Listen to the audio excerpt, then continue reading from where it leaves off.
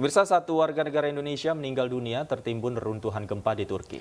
Hingga saat ini jumlah korban tewas akibat gempa di Turki dan Suriah telah mencapai lebih dari 8.000 orang.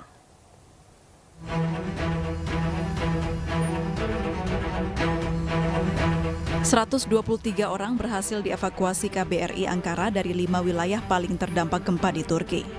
2 warga negara Malaysia dan 1 warga negara Myanmar ikut dievakuasi bersama warga negara Indonesia. 3 WNI yang sebelumnya dinyatakan hilang di Hatay juga kini sudah berhasil ditemukan dalam keadaan selamat. Sementara itu 1 orang WNI asal Bali atas nama Nia Marlinda beserta suaminya, warga negara Turki, dan seorang anak berusia 1 tahun ditemukan meninggal dunia karena tertimbun reruntuhan di Kahramanmaras. 2 WNI lainnya di Diyarbakir hingga saat ini masih dalam pelacakan tim KBRI. Petugas gabungan dan tim relawan terus mencari korban selamat di antara reruntuhan bangunan pasca gempa di Turki dan Suriah. Di salah satu lokasi, petugas berhasil mengevakuasi kakak beradik yang terjebak puing bangunan selama 17 jam. Video sang kakak berusaha melindungi dan menenangkan adiknya sempat viral di media sosial. Proses pencarian dan penyelamatan juga terus berlangsung di Suriah. Petugas berupaya menolong seorang bocah dari bawah reruntuhan bangunan ambruk di kota Jendris, Suriah. Tim SAR langsung menerobos masuk di antara celah-celah bangunan dan mengevakuasi korban.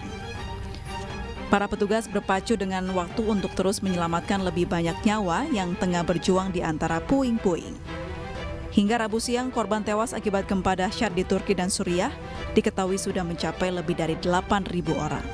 Tim Liputan iNews melaporkan. Pemirsa, untuk mengetahui kondisi terkini di Turki telah bergabung bersama kami Wakil Ketua PPI Kahramanmaras, Pria Panggalih Mahardika. Selamat sore waktu Indonesia, Mas Galih. Selamat sore, Kak. Mas Galih, bisa dijelaskan saat ini Anda berada di mana dan kondisinya seperti apa di sana?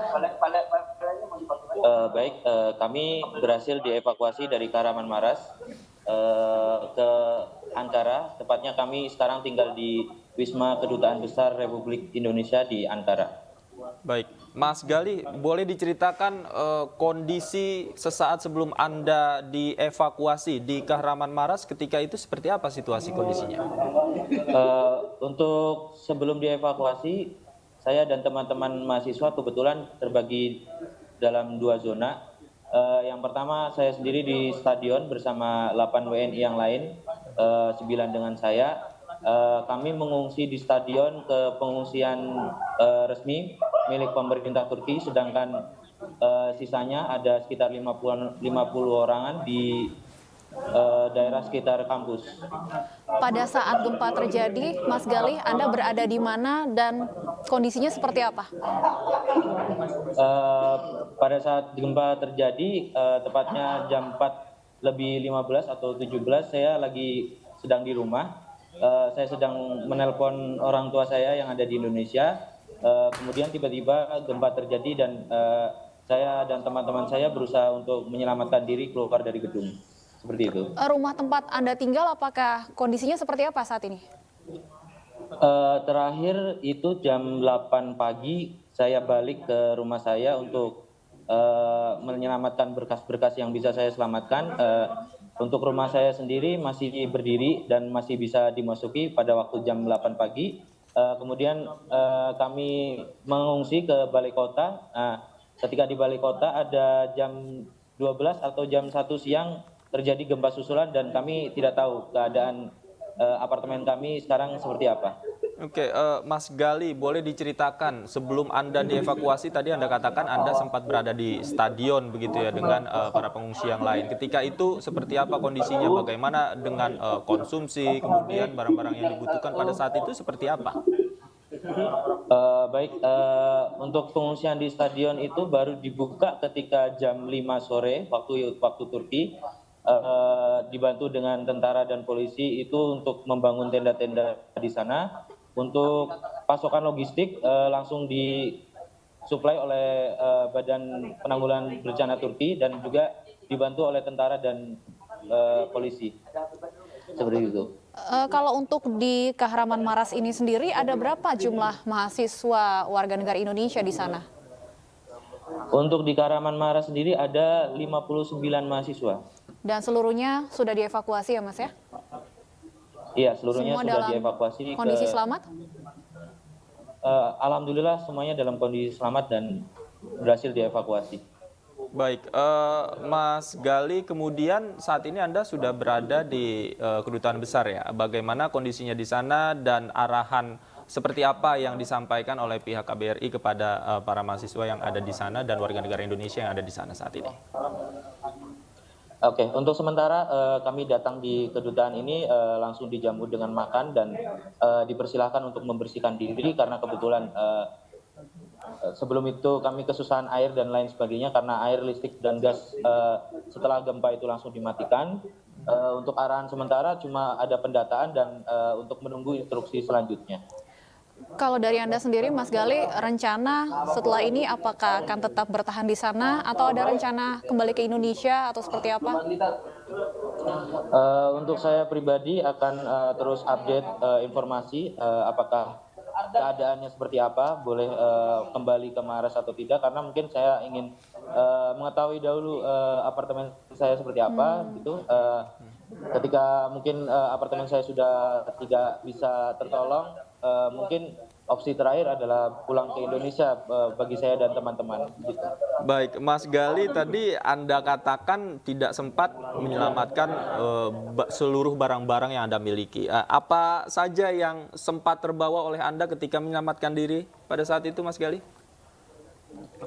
Kami sempat membawa berkas-berkas seperti ijazah sekolah dan lain-lain, paspor dan lain-lain, dan juga beberapa barang-barang elektronik. Udah cukup itu saja sih.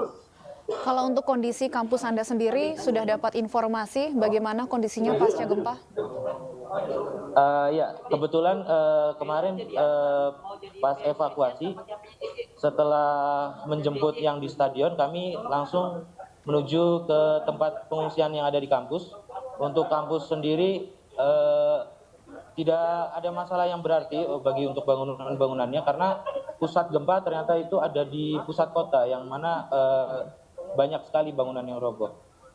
Baik, Mas Gali, apa yang paling dibutuhkan oleh Mas Gali dan teman-teman warga negara Indonesia lainnya sebagai pengungsi gempa saat ini di sana? Oke, untuk makanan dan minuman mungkin sudah aman ya dari KBRI, tapi teman-teman di sini mungkin membutuhkan pakaian lah karena kebanyakan dari kami tidak sempat membawa pakaian untuk menyelamatkan diri. Mas Gali, informasi terakhir yang kami terima, korban jiwa bahkan sudah mencapai lebih dari 8.000 orang ya.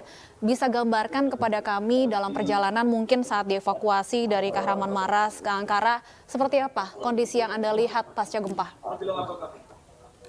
Baik, untuk kondisinya itu di komplek perumahan saya itu ada cuma 1-2 gedung yang roboh, cuma saya pikir ya mungkin hanya itu aja. Ketika saya berjalan ke balai kota, ternyata gedung-gedung di sekitar balai kota roboh semua dan karena itu terlalu pagi, terlalu dini hari, mungkin orang-orang beristirahat dan tidak sempat menyelamatkan diri, jadi banyak yang terjebak di dalamnya.